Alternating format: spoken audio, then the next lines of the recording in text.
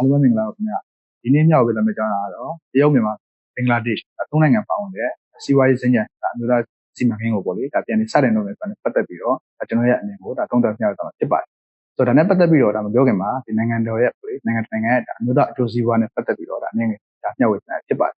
ဆိုတော့နိုင်ငံရဲ့ဒါအမျိုးသားအကျိုးစီးပွားဆိုတာတော့ဒီအဲ့နိုင်ငံရဲ့စီးပွားရေးနိုင်ငံလုံခြုံရေးရင်းနှီးမှုနဲ့ဒါမူဝါဒတွေကိုအခြေပြုပြီးတော့ဒီအပြည်ပြည်ဆိုင်ရာကိုဒါထိုးဖောက်နိုင်ဖို့နဲ့နိုင်ငံအကျိုးစီးပွားအတွက်ဒါတိစောက်ရတာဖြစ်ပါတယ်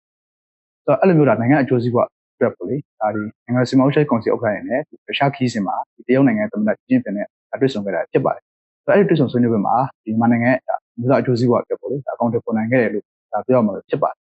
ဆိုတော့ဒီခုနပြောတဲ့တရုတ်မြန်မာဘင်္ဂလားဒေ့ရှ်စီးပွားရေးစံကြံဒါစီမံကိန်းဆိုတာပါဒါအရင်တော့ကတော့ဒီတရုတ်မြန်မာဘင်္ဂလားဒေ့ရှ်အိန္ဒိယဒါ၄နိုင်ငံနဲ့ဒါစတင်ခဲ့တာဖြစ်ပါတယ်ကီလိုမီတာ2600ကျော်ရှည်လျားတဲ့ Kumin Initiative လို့လည်းခေါ်တဲ့ဒီ BCM စီမံကိန်းကပေါ့လေတရုတ်နိုင်ငံဒါခေတ်သစ်ပိုးလမ်းမစီမံကိန်းရဲ့အဓိကစီးပွားရေးစံကြံ6ခုမှာတစ်ခုအပါအဝင်ဖြစ်ပြီးတော့တရုတ်နိုင်ငံယူနန်ပြည်နယ်ကူမင်းကနေမြန်မာနိုင်ငံမှာဆိုလို့ရှိရင်ဒါမန္တလေးဘင်္ဂလားဒေ့ရှ်နိုင်ငံဆိုလို့ရှိရင်ဒါစစ်တကောင်းဒါကနဲ့အိန္ဒိယနိုင်ငံကဆိုလို့ရှိရင်ဒီကာလာကတာမြို့အထိကိုဒါ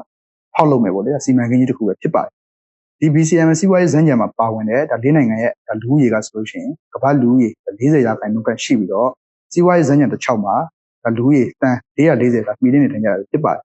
ပြီးတော့ဒီ BCM စီးပွားရေးကဒါဒေသအတွင်းကုန်သွယ်မှုရဲ့9%နဲ့အာဆီယံရဲ့35%ခန့်လဲပါဝင်တာပဲဖြစ်ပါတယ်။ဒါ့အပြင်ဒါဒီ BCM စီးပွားရေးစံကြံစီမံကိန်းမှာဒါပါဝင်တဲ့နိုင်ငံတွေကိုကြည့်မယ်ဆိုလို့ရှိရင်လည်းတရုတ်နိုင်ငံဆိုလို့ရှိရင်ကမ္ဘာထိုက်တန်းကိုလေဒါထုတ်လုပ်တင်ပို့မှုဒါအများဆုံးနိုင်ငံဖြစ်တယ်။ဒါအိန္ဒိယနိုင်ငံဆိုလို့ရှိရင်လည်းကမ္ဘာထိုက်တန်းဝန်ဆောင်မှုဒါတင်ပို့သူပေါ့လေဒါနိုင်ငံဖြစ်ပြီးတော့ဒါဘင်္ဂလားဒေ့ရှ်ဆိုလို့ရှိရင်လည်းဒါကုန်ကျစရိတ်ဒါနေပါတဲ့ဒါ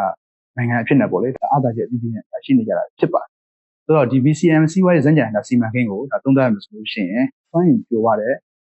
စီးပွားရေးဒါစံကြံစီမံကိန်းတစ်ခုဖြစ်နေပေါ့လေဒါပေါ်ထွက်လာနိုင်တယ်လို့ဒါကျွန်တော်အနေနဲ့သုံးသပ်မိတယ်။ဘာဖြစ်လို့လဲဆိုလို့ရှိရင်တော့